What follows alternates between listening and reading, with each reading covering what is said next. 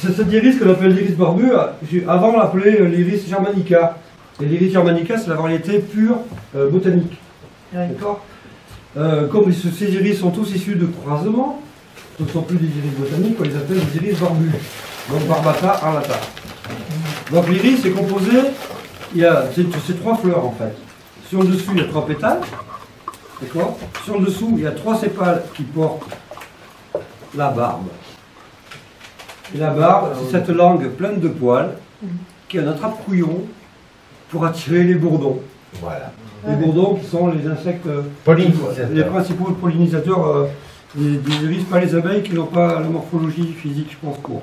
Donc si j'enlève les 3 sépales qui portent la barbe, et si j'enlève ensuite les 3 pétales qui sont sur le dessus,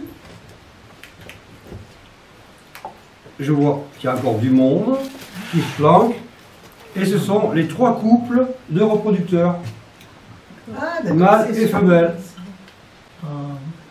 C'est une bonne chose pour les gens qui veulent faire des croisements, qu'un iris ait les 2 sexes. Parce qu'on peut croiser dans les 2 sens. Voilà.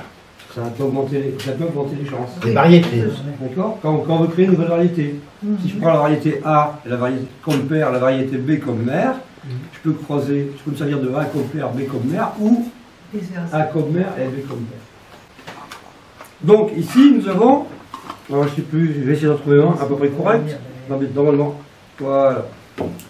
Ici on a un anther avec le pistil, les étamines, le pollen. C'est la partie mâle de la fleur. Et ici, les stigmates. Alors les bras de style, les crêtes, et ensuite, je vais me mettre face à la caméra. Et ici, il y a un petit triangle blanc. Un petit triangle blanc, vous voyez? Ouais. Ici, là, qui est un petit peu luisant. Bon, aujourd'hui c'est la pluie, mais normalement, il est un petit peu luisant. Le petit liquide luisant et collant s'appelle du mucus. Voilà, donc ça, les 3 couples. Alors quand on veut créer une nouvelle variété, on choisit 2 variétés, forcément, avec une intention. On se dit, tiens, celui-là, peut-être que si je pouvais augmenter les ondulations, si je pouvais augmenter cette petite bordure là, ou si je pouvais faire un meilleur branchement, ou je pourrais... Je vous pose une question. En les croisant, ils résistent plus autant ou pas? Ils sont pareils. En gros, pareil. C'est pas ça qui change grand-chose fondamentalement. Donc, quand je fais un croisement, je vais prendre le matin de bonne heure, par temps sec, c'est-à-dire pas comme ça aujourd'hui. D'accord? Et la fleur que je choisis comme mère, elle va être à peine ouverte. Ou quitte à ce que ce soit un gros bouton si j'ai pas trouvé mieux. D'accord? Pourquoi? Pour que les bourdons ne m'aient pas amené du pollen d'un peu partout, parce que je veux du pollen uniquement de l'iris que j'ai choisi comme père. Vous me suivez là? La qualité. Non. De ne pas mélanger les... Non, si je choisis l'iris A comme père et l'iris B comme mère, et tous les autres jusqu'à 10 fois l'alphabet, la mère, je la prends à peine ouverte pour être sûr que les bourdons ne vont pas amener du pollen de tout l'alphabet, alors que je veux le pollen que de A. D'accord. Ah ouais, d'accord. Donc il évite de... Voilà, donc la fleur à peine ouverte. Donc, en restant sur sa tige, je la déshabille, c'est-à-dire je j'enlève les 3 sépales, les 3 pétales, avec une petite pince, j'enlève les 3 parties mâles, et cette fleur n'est plus que femelle. Par contre, chez le mâle, chez le père, je prends une fleur qui est ouverte depuis 1 ou 2 jours où les grains de pollen sont bien mûrs et je les sache bien. Et à ce moment-là, je coupe une fleur de la plante père et je vais déposer mon pollen dans le petit triangle blanc que je vous ai montré tout à l'heure. D'accord? Et je dépose mes grains de pollen comme ça. Là, voilà, et je les fais sur les 3. Et là, c'est pollinisé. Donc, le petit liquide qui s'appelle du mucus, stimulé par la présence du pollen, par le canal central qui se trouve derrière chaque stigmate. Il y a un petit canal, vous voyez, derrière chaque stigmate, il y a un petit canal central. Il va entraîner à peu près entre 3 et 6 heures de temps. Il va entraîner le pollen jusque dans les ovaires qui se trouvent ici.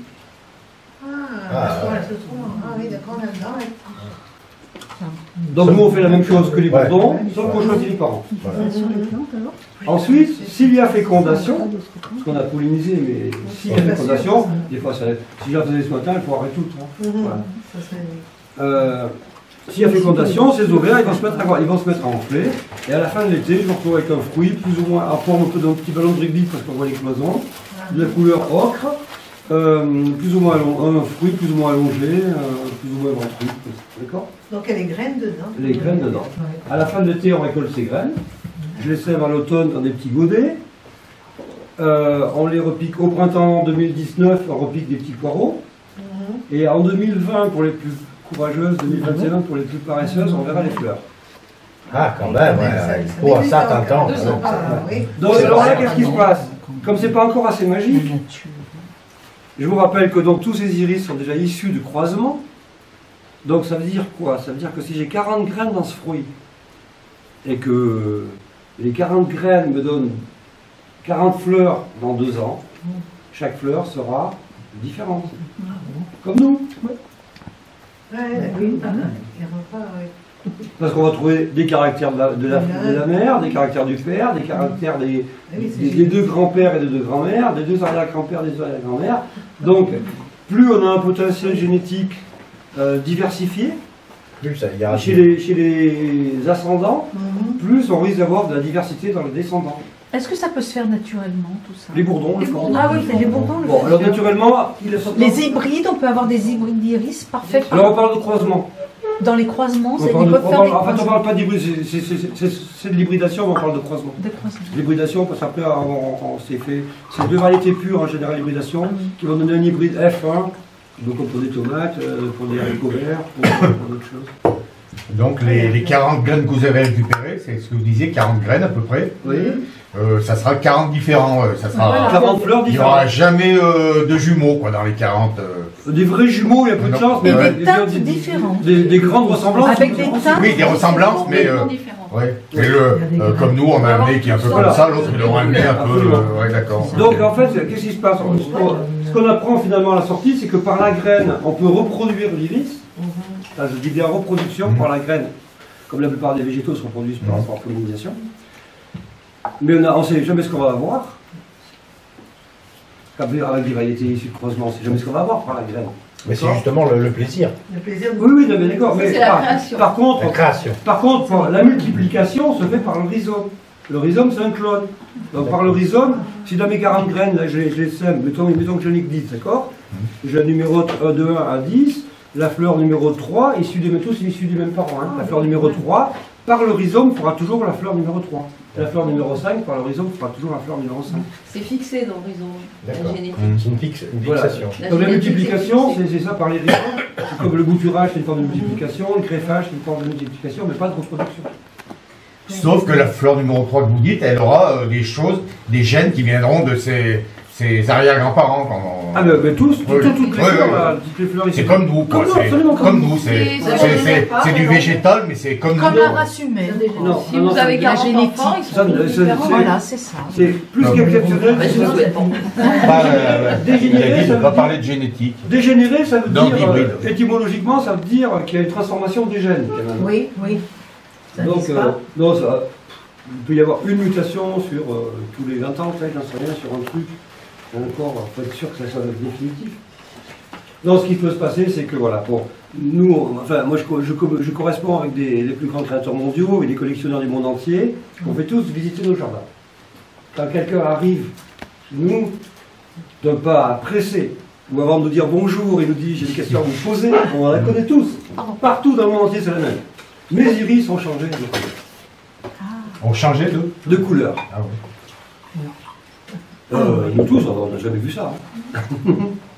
Voilà. Donc on connaît deux réponses. Une réponse, c'est que souvent, dans le temps, votre arrière-grand-mère a planté des jaunes, des violets et des bleus. Elle ne s'est jamais occupée de rien. Les plus vigoureux ont envahi les autres. Oui. D'accord. Vous m'achetez une dizaine d'iris jaunes, vous les plantez, et puis 3 ans après, vous venez me traiter d'arnaqueur, parce qu'au milieu, il y a un rose qui a poussé, un bleu, un violet, un orange, enfin un blanc. C'est des insectes. Tout ce que vous voulez. Non, il faut quoi? Je vais vous expliquer pourquoi. Parce que quand une tige a fini de fleurir, il y a 9 chances sur 10 qu'au moins plus de la moitié des fleurs a été fécondée par les bourdons. Donc si vous ne coupez pas la tige quand il n'y a plus de fleurs, il y a 9 chances sur 10 que vous ayez 4 ou 5 fruits sur une tige. À la fin de l'été, Quand les fruits sont mûrs, ils s'ouvrent, les graines tombent sur le sol. 2 ou 3 ans après, elles germent. Et vous allez voir le même processus que moi qui choisis les parents. C'est-à-dire, vous allez voir des fleurs très variées et des couleurs très variées apparaître. Que vous n'avez pas choisi. Donc, vous n'avez pas choisi. Donc, quand une tige a fini de fleurir, on la coupe. Si elle est fécondée, si elle est fruits à formation dessus, c'est pas grave. De toute façon, vous allez la couper. Ça si on en garde 4 000.